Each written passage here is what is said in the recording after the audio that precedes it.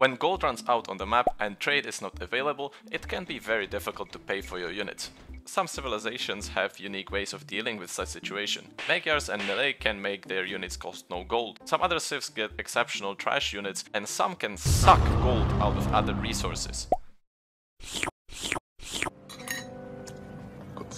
Today we will look at 3 civs that can do just that. Vietnamese, Burgundians and Poles. Together they are the masters of finding gold in places where it's not supposed to be. Vietnamese in the trees, Burgundians while farming, and Poles in stone. Let's take a look at the details and see which one is the best, starting with the Poles.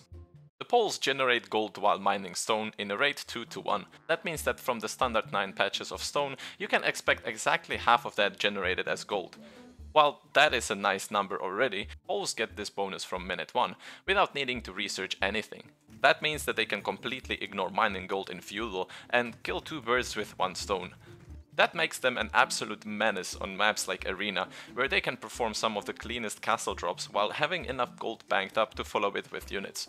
If you want to increase the generation speed, the stone mining tax will boost both stone and gold speed collection. The total gold collected does not change with the upgrades though, you will still get the same amount as without them, just faster. Moving to our next contender, the Burgundians, they get a unique tech, Burgundian Vineyards, which is a tech that has previously converted all their banked up food into gold.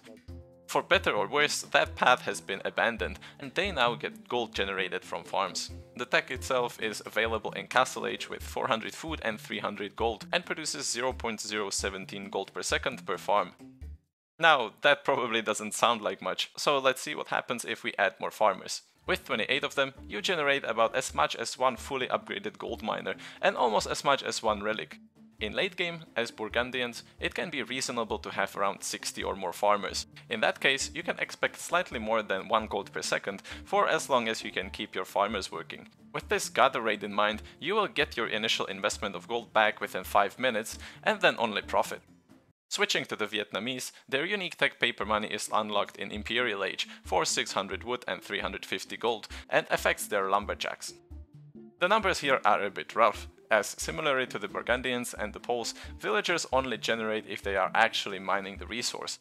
And while that certainly slows down everyone, the Vietnamese have the disadvantage that their resource keeps moving from the drop-off point as time progresses. With proper lumberjack placement, we can expect around 0.02 gold per minute per villager. To put it again in a perspective, around 24 villagers will generate as much as 1 relic. If we assume to have around 60 or more lumberjacks, we are looking at around 1.25 gold per second, if the lumber camps are close enough. In that case, the tech will pay for its gold cost in around 4.5 minutes. To compare all of them together, and assuming that Poles mine stone continuously with 10 villagers and since 10th minute, Burgundians will research their technology on their way to Imperial Age and with 60 farmers, and Vietnamese will do so in post-Imperial with 60 lumberjacks. We can put these numbers into a graph. Poles will collect gold faster and sooner in the game, but cap around 1500 bonus gold generated, because that's when the map generally runs out of stone. Burgundians start generating sooner than the Vietnamese, thanks to the tech being available in the Castle Age, but they do it slightly slower.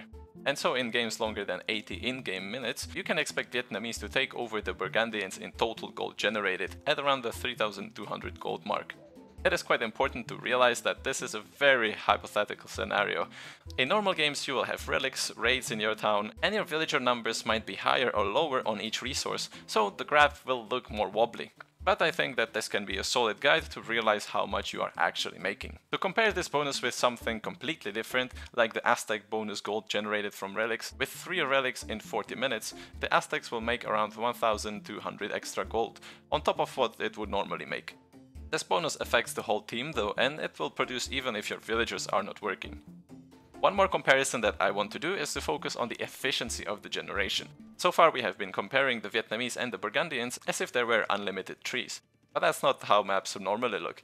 In some extremely long games, you can expect the wood to start running out on the map. This is when the Burgundians actually start having an edge again. A tree has 100 wood, which will generate around 4 gold for the Vietnamese. The Burgundians first convert 60 out of this 100 wood into a farm, which will give them 22 gold over time. That means that the Vietnamese will burn through resources that generate their gold 5.5 times faster, making the Burgundians arguably better in an extremely long games, gold generation wise. As an important notice, regardless the civilization, don't forget to replace your lumber camps and get a wheelbarrow and a handcart. They will increase villager capacity and walking speed, so you will spend more time actually generating the gold.